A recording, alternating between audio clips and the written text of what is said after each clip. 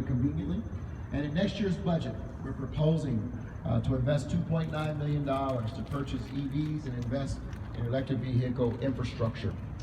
Investing in EV will reinforce and build on Denver's commitment to climate action, and will ultimately accelerate action to protect our health and that of our future generations.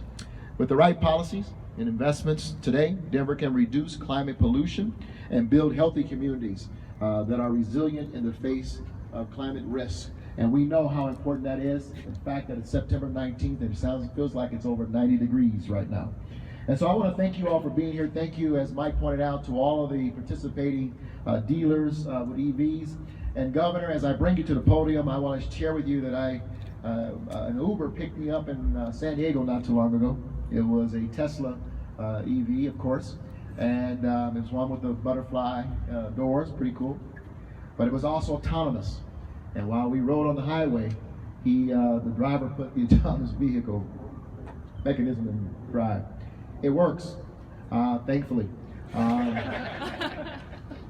But understanding the impact of having that unit on the street, not the autonomous side of it, but the EV side of it, made for a very rich conversation with the driver. And the fact that he felt good about the fact he was contributing to our work around climate change. So with that, I'm proud to bring up a good friend and our great governor, Jared Polis.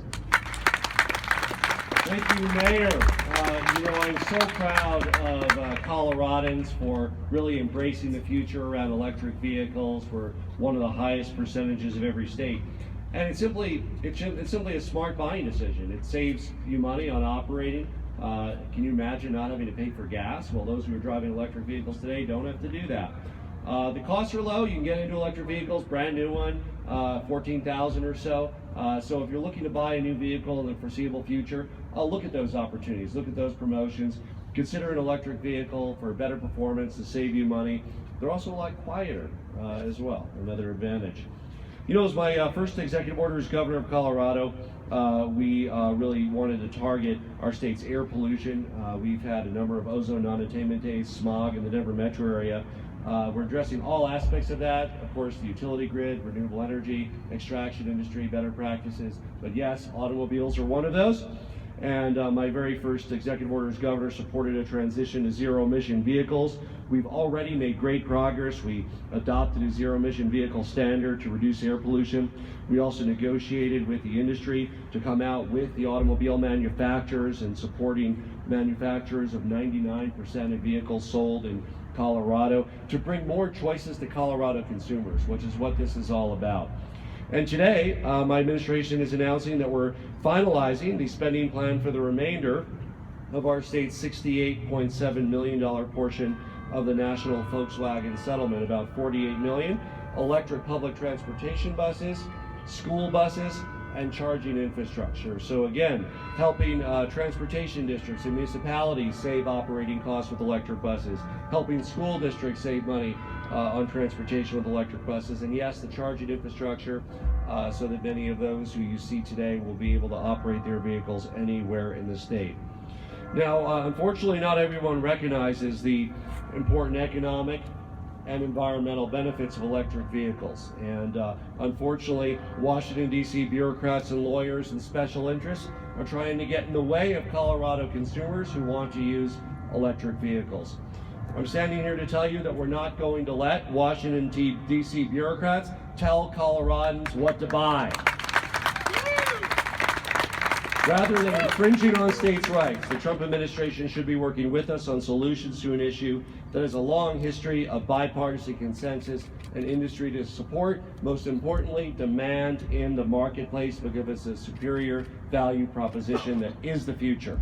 My administration will continue working to transition cleaner electric vehicles to reduce pollution, combat climate change, save consumers money and businesses, improve the health of our communities. Look, we have a tremendous opportunity in Colorado to make the future work for us, and making sure that Coloradans have access to all of the new technology around low-cost electric vehicles that they have in other states that have joined the standards is incredibly important for the prosperity of our state, and we're going to fight to defend it. Thank you.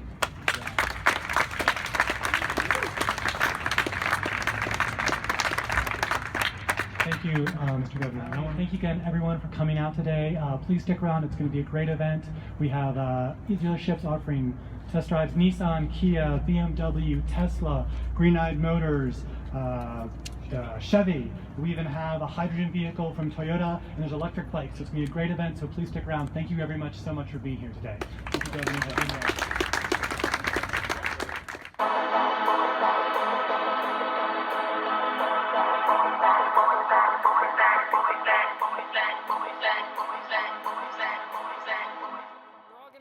Tesla. So what's your rank for the... I'm just a first grade officer. Okay. How do you know the story behind the Tesla? I know that it was confiscated from someone that we convicted, but I don't know the exact backstory. Okay. After we obtained the vehicle, it was not reclaimed by that person, and we outfitted it with the police lights. Nice. How do you like driving it? It's a great car. Yeah. Yeah. It's a lot of fun. Yeah. And obviously it's got a lighter footprint given that it's an electric. Yeah, absolutely. So it's been really. Have you drove fast yet? I have not broken any speed. It's great. Yeah, It's sweet. fast. Yeah. It is. Have you had anybody in the back before? No, we don't have a cage in the back, so we don't usually put anyone back there except for passengers or team pilots. Have you heard of the YouTube channel called Now You Know? Actually, one of the folks over here was just telling us about that, so Great. we were gonna check it out. Yeah, and you'll probably be on it. But they showed some of my footage I got last year, and it was really cool. And they were like, "We need an interview for the Denver Police Department." Nice. Well, now you have it. Yeah, absolutely. I appreciate your time. Thank you.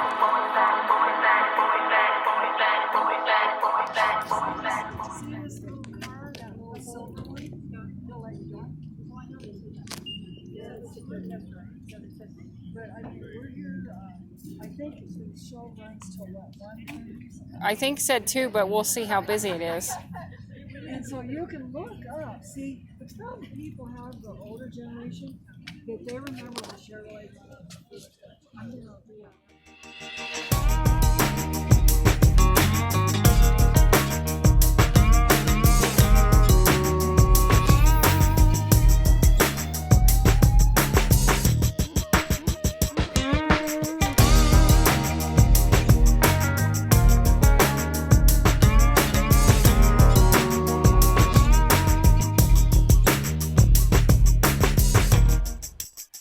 Hi, my name is Mike Salisbury. I work for the City of Denver. I'm hosting an EV Ride and Drive and EV Showcase event today, mostly just to try to get the word out. Most people have no idea what an electric vehicle is, so the more people we can at least get them to take a look, kick the proverbial tires, maybe take a test drive. They realize that this car is a real car and it can do exactly what they want to do. So just trying to help get the word out, and we're doing this in the middle of downtown Denver, trying to get a lot of random people, foot traffic that have never heard of an electric vehicle, to be like, what the heck is this?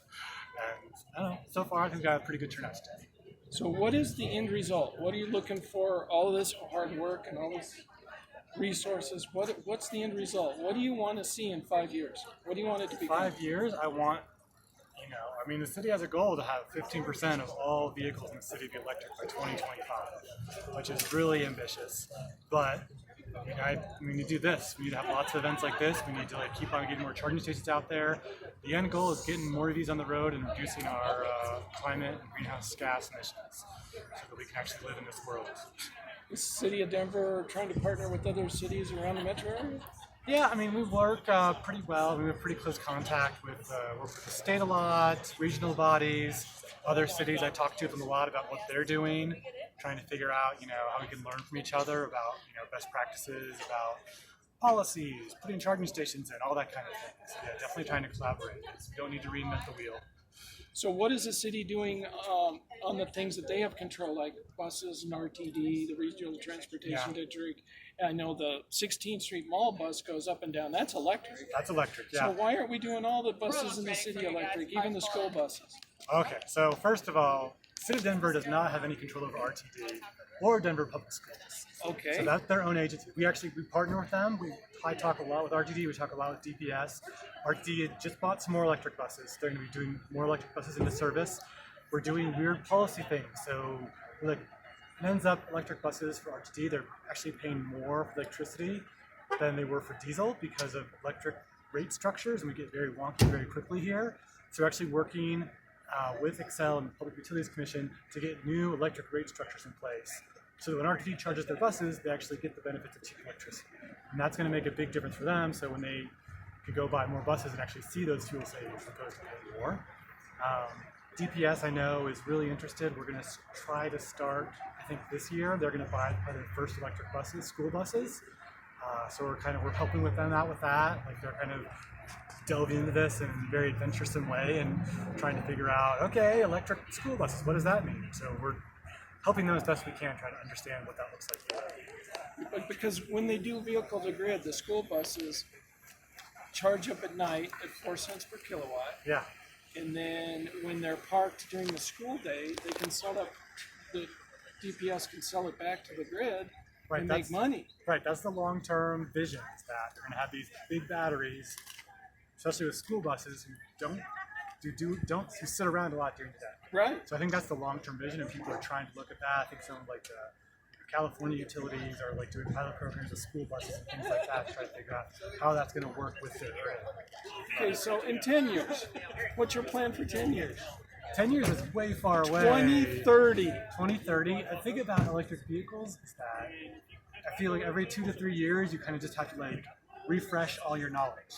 Because today we have 50 kilowatt fast chargers. People now have 100, 150 kilowatts. Talking about 350 kilowatt fast chargers.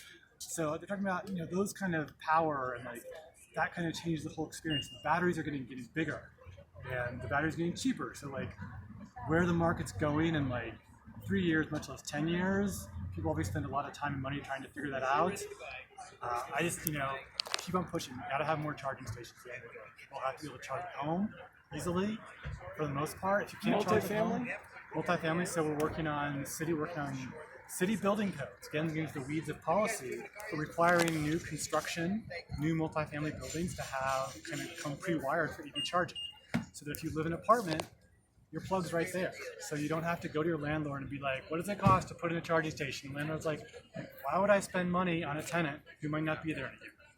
So we're trying to get that at least in new construction. So like every new home built in Denver between now and 2030, 2050 comes ready for EV charging. Like that's a big piece of like making sure there's like 200,000 more people are going to come to Denver in the next like 30 years. Right, so are you also doing that it's pre-wired for backup batteries like a Tesla Powerwall or something like that when you do your codes? I don't know if they've done anything with battery storage. I'm very focused on it. Okay, now EV pre-wiring. Change the hat? Yeah. Okay. How is the city going to look at autonomous driving in the future?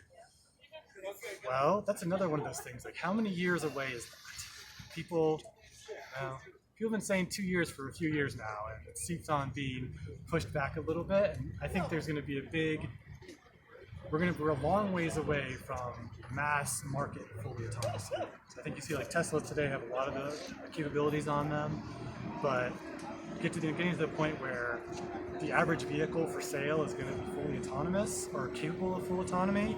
I think we're still pretty far out from that.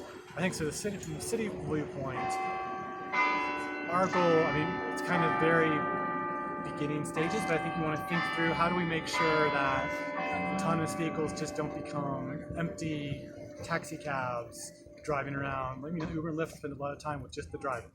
So how do you make sure autonomous vehicles don't spend a lot of time just zombieing around town empty, or being the kind of vehicle where someone drives someone downtown and then it drives itself back home and then drives itself back home in the afternoon to pick them up. So to get 4 one-way trips instead of 2 trips. So it's like that's the future that we don't want to see.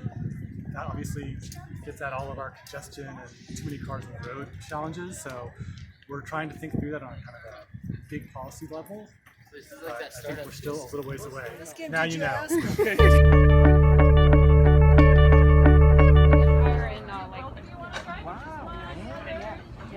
So you're into beats? Yes, absolutely. So is my wife. Oh yeah, that's great. In fact, I call her Beat. Oh, hello. long film. Bye.